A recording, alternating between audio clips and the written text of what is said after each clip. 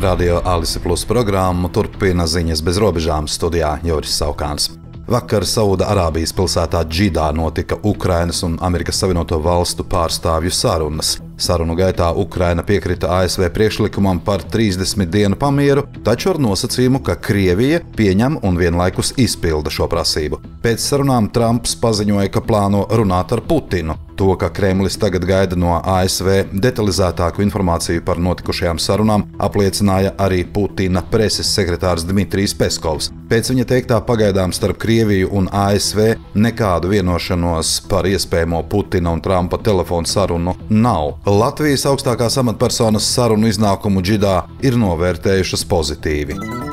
Eiropas komisija šodien paziņoja, ka reaģēs uz ASV noteiktajiem muitas tarifiem tērauda un alumīnija importam. No 1. aprīļa tiks atjaunota tarifu piemērošana no ASV importētajiem rūpniecības un lauksaimniecības produktiem, arī viskijam, motocikliem, zemesriekstu sviestam un laivām. Eiropas komisija paziņojumā norādīja, ka pretpasākumu mērķis ir aizsargāt Eiropas uzņēmumus, darba ņēmējus un patērētājus no ASV muitas tarifiem, kas līdz pat 25% apmēram tiek piemēroti tērauda, alumīnija un dažu produktu, kas satur šos metālus, importam.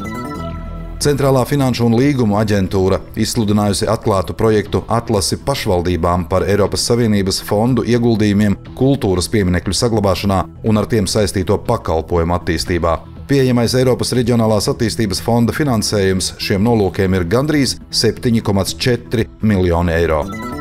Daugavpilī līdz 22. aprīlim turpinās pieteikšanās dalībai jauno uzņēmēju atbalsta programmā Impulss. Šogad tās ietvaros turpināsies pasākuma remigrācijas atbalsta pasākums uzņēmējdarbības atbalsts ieviešana. Tas tiek īstenots sadarbībā ar Latgales plānošanas reģionu. Impulss konkursa mērķis ir atbalstīt jaunos uzņēmējus, palīdzot viņiem īstenot biznesa idejas, radīt jaunas darba vietas un sekmēt remigrācijas atbalsta pasākumus. Vienam granta saņēmējam konkursa pieteikumā paredzēto atbalstāmo izmaksu minimālais granta apmērs ir no 5,000 eiro un maksimāli pieļaujamais grants ir līdz 15,000.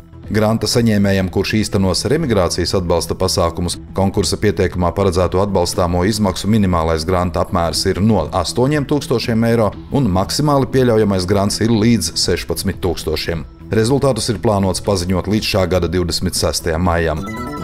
Daugavpils 750. dzimšanas dienas muzikālo pasākumu programma ieskicēta pašvaldības interneta vietnē. 29. maijā Daugavpils cietoksnī iecerēts koncertu uzvedums Kabarē Tāda ir dzīve. Piektdien 30. maijā Vienības laukumā muzicēs Auļi, latgalīšu reps, Riko Sančes un The Gypsies, bet svētku kulminācijā sestdien 31. maijā galvenie mākslinieki Vienības laukumā būs grupas Sudden Lights un Beat 2. Svētdien, 1. jūnijā, atjaunotajā Stropu estrādē Latgales dziesmu svētku lielkoncerts.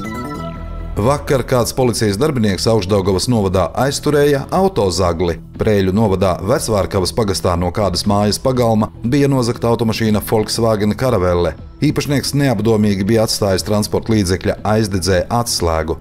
Tās pašas dienas pēcpusdienā Augšdaugavas novadā Līksnes pagastā valsts policijas amatpersona ārpus dienesta pienākumu veikšanas, braucot ar savu privāto automašīnu, pamanīja iepriekš minēto transporta līdzekli. Likumsargs pieņēma lēmumus sekot automašīnai un nodeva informāciju kārtības policijas birojam. Kad automašīnas zaglis izlēma iegriezties kādas privātmājas pagalmā Augšdaugavas novada Nīcgales pagastā, policists paša spēkiem aizturēja 1982. gadā dzimušo vīrieti, kurš vēlāk tika nogādāts īslaicīgas aizturēšanas vietā. Studijā bija Juris Saukāns, par ziņu bez robežām satura atbildes Alise Plus projektu finansē Mediju atbalsta fonds no Latvijas valsts budžeta līdzekļiem.